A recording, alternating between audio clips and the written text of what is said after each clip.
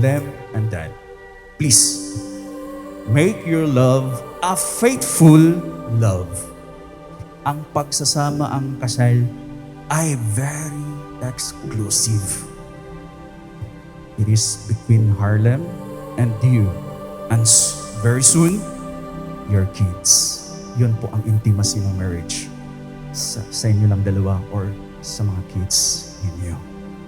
Be faithful to one another.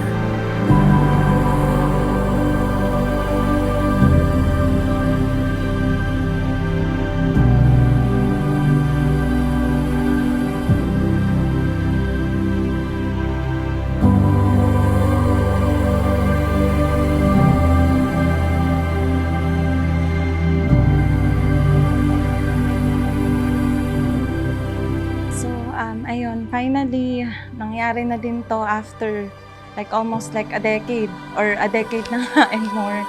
Finally, we're here and I'm very happy and I'm very thankful that I'm marrying you. And I consider you as my best friend and I'm very excited that you're gonna be my partner in life. Yes, and I love you so much.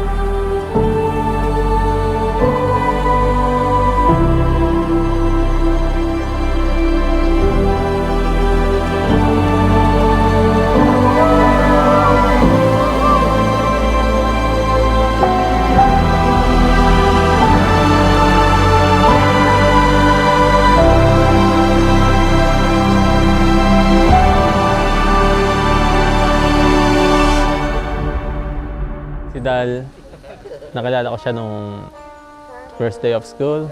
Unang tingin ko sa kanya, yun nga, tingin ko masaya to, masayang kasama. So, magkaklase kami nung simula first year college. Pero wala, hindi kami nag-uusap kasi tahimik lang naman siya. Akala mo hindi siya yung palabiro, tapos seryoso lagi sa pag-aaral.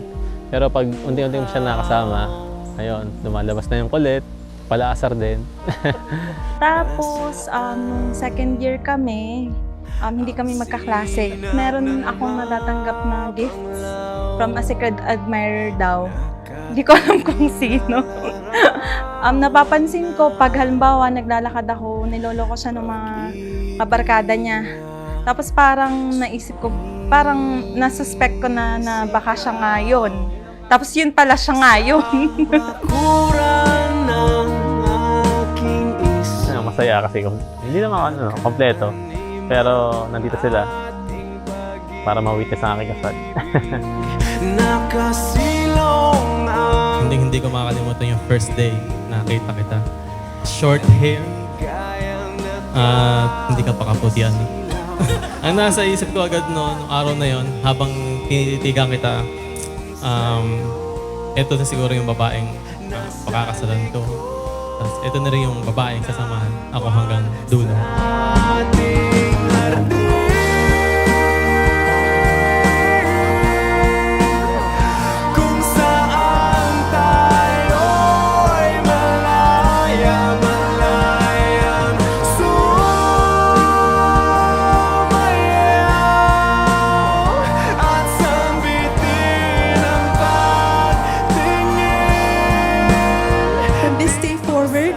I will always be by your side.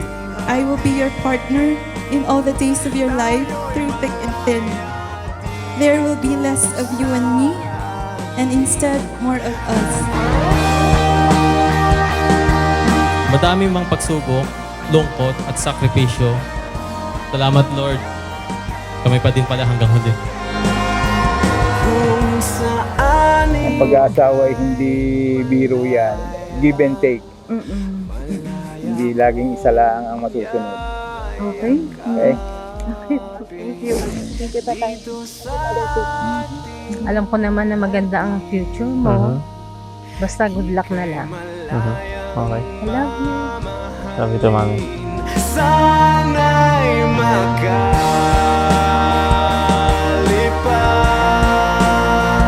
kahit basa ng ulan ang pagtingin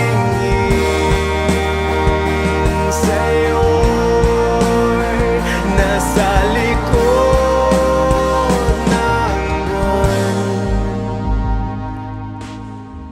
And so after that long journey, at last we're here in the presence of God and all the people who we value dearly in our hearts. I feel very blessed to be standing in front of you today. You had made me believe that another being other than God and my family can love me unconditionally without any reservations.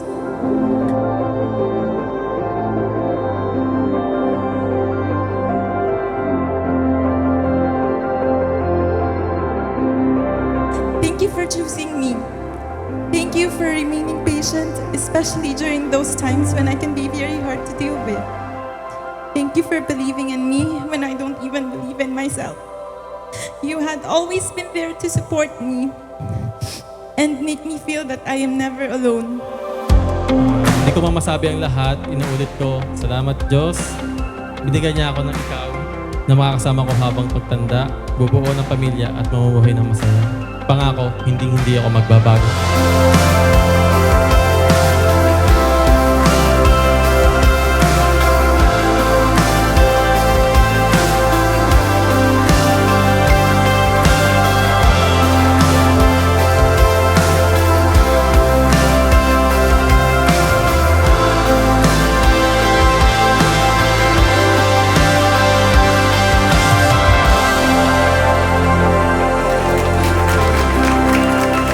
Promise to love you forever, choose you every day, keep God in the center of our relationship, and to always remember this day until my very last breath.